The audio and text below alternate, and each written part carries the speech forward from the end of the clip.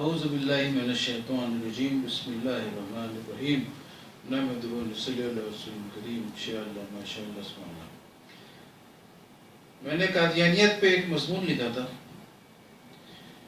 اور وہ ایک مضمون اتنا مدلل تھا کہ میں نے کہا کہ کسی بھی سپریم کورٹ کے دنیا کے سپریم کورٹ میں جاؤ، اس مضمون کو غلط ثابت کر دو، خالی جج صرف اتنا بول دے کہ یہ مضمون غلط ہے تو میں 1 کروڑ نقد انعام دوں گا۔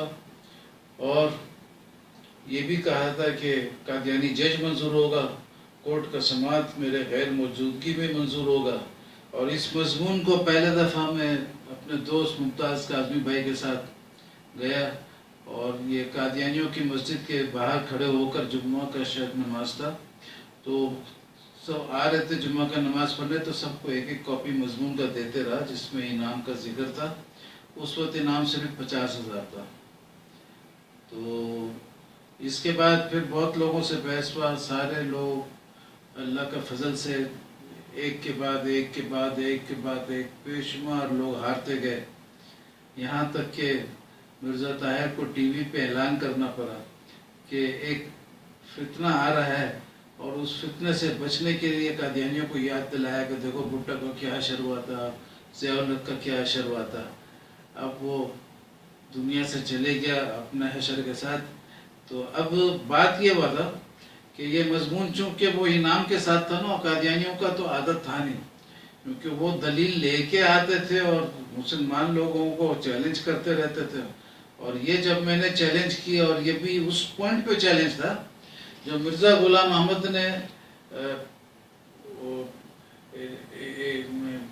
1897 میں چیلنج دیا تھا، 1897 22 جنوری کو چیلنج دیا تھا، اور 85 سال بعد اللہ کے فضل سے میرے ذریعے اللہ نے اس چیلنج کو رد کیا، اور اس کے بعد اتنا مدلل کیا کہ قادیانی جج بھی منظور کیا اور انعام دیا۔ اس پہ مباحثہ بھی ہو گیا بعد میں، لیکن مباحثہ کے بھی کچھ سال پہلے ایک نسیم احمد تھا، وہ میرے مضمون کو جب دیکھا تو اس کے پیچھے پڑ گیا، اور ایک روز اس کی ماں نے فون کیا کہ یہ نسیم احمد اس کا بیٹا کے بارے میں بولی کہ یہ 3-4 مہینے سے کام کاج چھوڑ دیا، آپ کے مضمون کا جواب تیار کر رہا ہے، اب تیار ہو گیا ہے، لیکن قیامت کے دن تو سچائی فائدہ دے گا، تو آپ مہربانی کر کے جواب میرے بیٹے کا جواب غور سے پڑھیے گا اور دیکھیے گا یہ کیسا ہے۔ تو میں نے بولا موسٹ ویلکم۔ دوسرے روز صبح وہ آیا، دیکھے گیا، میں نے اس کا جواب دیکھا تو وہ کچھ غلط سمجھا تھا میرے مضمون کو، اس لیے وہ جواب لکھا تھا۔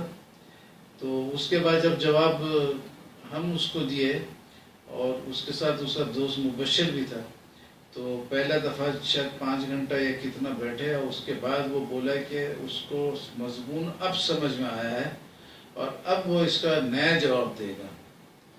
اچھا، پھر اس کے بعد کچھ 9 نشست رہی ہماری، اور ہر نشست میں بیچارہ ہار ہی جاتا تھا، اور آخری نشست میں جب اس کے پاس کچھ بھی نہیں رہا تو وہ بہت مزے سے بولا کہ میری ماں نے خواب دیکھا، اس خواب میں رسول کریم صلی اللہ علیہ وسلم آئے، مرزا غلام احمد کی طرف اشارہ کر کے بولے یہ نبی بھی ہے اور امام مہدی بھی ہے۔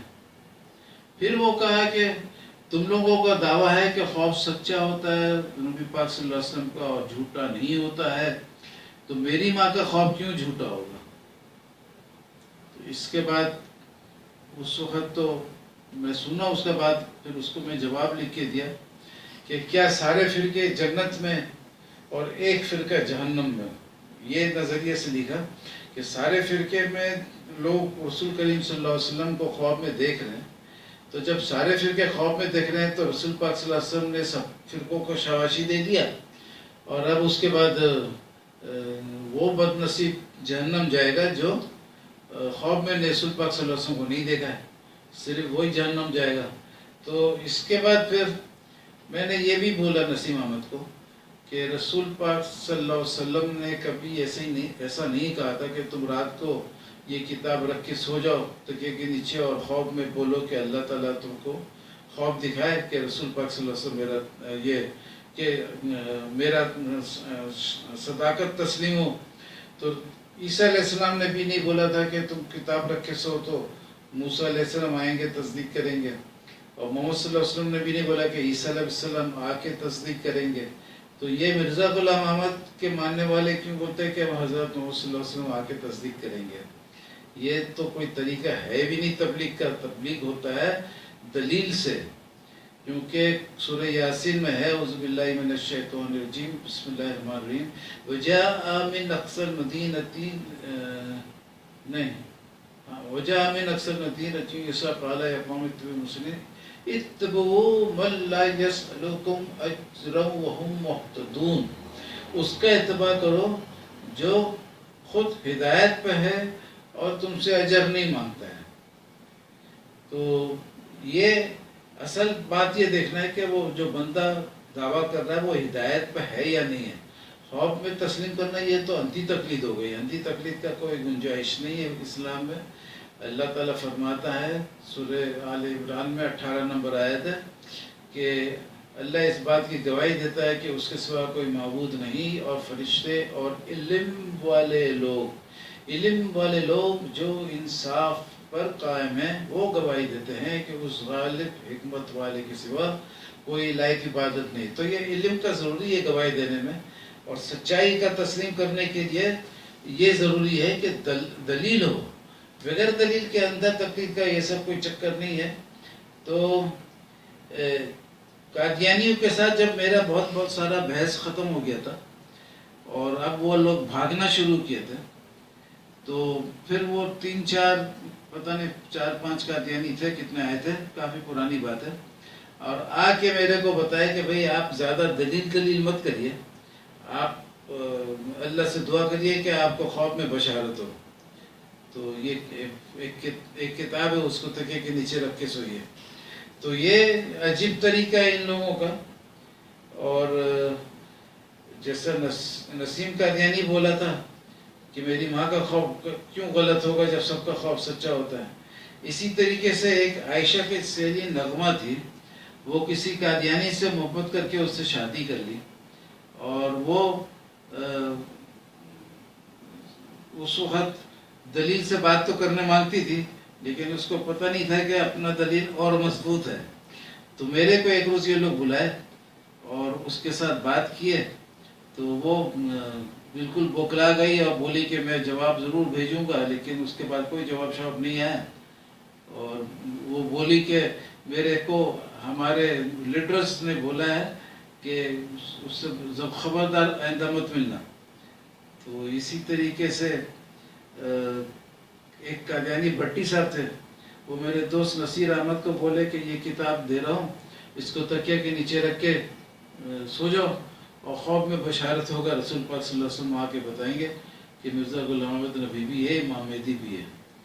اب یہ خواب کا جو مسئلہ ہے کہ رسول پاک صلی اللہ علیہ وسلم آئیں گے تصدیق کریں گے، بہت اچھی بات ہے، لیکن یہ اس وقت بات اچھی ہوگی جب 100% شیور ہو کہ خواب میں جس بزرگ ہستی کو آپ دیکھ رہے وہ رسول پاک صلی اللہ علیہ وسلم ہے. صحابہ نے تو رسول پاک صلی اللہ علیہ وسلم کا نورانی چہرہ دیکھا تھا، وہ خواب میں دیکھتے تو ان کو پتا تھا کہ یہ رسول پاک صلی اللہ علیہ وسلم خود آئے ہیں. ہم لوگ یا کوئی بھی ہو، بڑا مفتی ہو یا چھوٹا مسلمان ہو، وہ خواب میں دیکھے گا تو اس کو یہ پتہ کیسے چلے گا 100% شور کہ یہ رسول پاک صلی اللہ علیہ وسلم ہے؟ کیونکہ یہ تو شیطان کا نورانی طریقہ بھی ہو سکتا ہے. کیونکہ اگر ہر خواب میں رسول پاک صلی اللہ علیہ وسلم ہی آ رہے ہیں تو قادیانی کے پاس کیسے آ رہے ہیں؟ اپنے چاروں فرقوں کے پاس کیوں آ رہے ہیں؟ تو یہ تو عجیب سا بات ہے کہ ہر کسی کو شاباشی دے رہے، یہاں تک کہ قادیانی کو بھی بول رہے ہیں. ختم نبوت میں خاتم النبی صلی اللہ علیہ وسلم خود بولیں گے کہ یہ نبی بھی ہے، تو یہ ایسا کیسے ہوگا؟ تو اس طریقے سے آپ کا کوئی بھی انبیاء اس قسم سے تصدیق کرنے نہیں کہا. نہ موسیٰ علیہ السلام بولے کہ ابراہیم علیہ السلام تصدیق کریں گے، نہ عیسیٰ علیہ السلام بولے کہ ہمارا موسیٰ علیہ السلام تصدیق کریں گے، نہ محمد صلی اللہ علیہ وسلم بولے کہ عیسیٰ علیہ السلام میرا تصدیق کریں گے. ایسا کوئی نہیں بولا. پھر چنا ایک احمد بخش چنا تھا، وہ بیچارہ فوت ہو گیا، بڑا आलिम टाइप का बंदा था, काफ़ी पढ़ा लिखा था, डिग्री विग्री तो नहीं था इतना कॉलेज वॉलेज का, लेकिन वैसे शौकिया बहुत पढ़ा हुआ था, तो मजहबी पॉइंट्स पे बहुत पढ़ता था। तो वो ख्वाब में देखा जब मेरे पास आता था बहस करने, मुसलमान बन गया था माशाल्लाह, और वो एक नज़म भी लिखा था। तो वो बोलता था कि मैंने ख्वाब देखा, और उसमें दौरान बहस बोला कि मैंने ख्वाब देखा कि अंधेरे कमरे में वो मिर्ज़ा गुलाम अहमद एक कुर्सी के ऊपर बैठे हैं और एक पाँव उसके हैंडल के ऊपर रखा हुआ है कुर्सी के। तो बोला ये इस किस्म से तो नहीं बैठते नबी लोग। और फिर मोहम्मद शफी साहब जो हैं वो भी ख्वाब देखते थे, रसूल पाक सल्लल्लाहु अलैहि वसल्लम को देखते थे। तारुल कादरी साहब भी बहुत दफ़ा ख्वाब देखते हैं। और एक तकी उस्मानी साहब जो हैं, जस्टिस तकी उस्मानी साहब, ये दारुल उलूम के मुफ्ती शफी साहब के बेटे हैं। तो इन्होंने भी एक किताब तारीफ किया है, उसमें लिखा है कि दारुल उलूम के मुदर्रिस ने ख्वाब देखा कि रसूल पाक सल्लल्लाहु अलैहि वसल्लम आए और बोले कि तुम कराची वालों को ऐलान कर दो कि जिसको मेरा दीदार करना है वो रात को आए और मुफ्ती शफी साहब के दफ्तर में रात गुजारे। अब ये इस किस्म का, तो मैंने इस दफ्तर का फोटो भी छापा था और उसका लिखा था ख्वाबों का मरकज़ कराची शहर पाकिस्तान। अब यहाँ तक पहुँच गया कि जिसको आना दीदार करना है दफ्तर में रात गुजारे। अच्छा, इसके बाद मैंने कादियानियों को बोला था अगर फ़र्ज़ किया कि तुम्हारा ख्वाब सच्चा है, डिस्कशन के खातिर, तो जब ख्वाब में रसूल पाक सल्लल्लाहु अलैहि वसल्लम आएंगे तो उनसे अर्ज़ करना कि आप आते हैं और मीठा मीठा बात करके चले जाते हैं, हम बहुत खुश होते हैं आपको देख के, लेकिन मेहरबानी करके इलियास सत्तार का मजमून हमें जलील कर रहा है दुनिया में। वो बोलता है कादियानी जज मंजूर, फिर भी हम जवाब नहीं दे सकते। आखिर वो तो खाली जवाब ही मांग रहा है ना, कोई पैसा नहीं मांग रहा है, कुछ नहीं मांग रहा, वो तो उल्टा 1 करोड़ का इनाम दे रहा है जवाब के लिए। तो रसूल पाक सल्लल्लाहु अलैहि वसल्लम से ये बात अर्ज करके बोलना कि मेहरबानी करके इलियास सत्तार के मजमून का जवाब लाइए और हम लोगों को दीजिए, ताकि हम लोग को पता भी तो चले कि आपके आने का एक इल्मी दलील भी मिल गया है। तो ये इस किस्म की बातें जो होती हैं, इसी वजह से ये जो अंधा तकलीद है, ये सब है, ये सब फालतू बातें हैं। ये ख्वाब को देखना, ख्वाब भी एक अंधा तकलीद के ही पहलू है।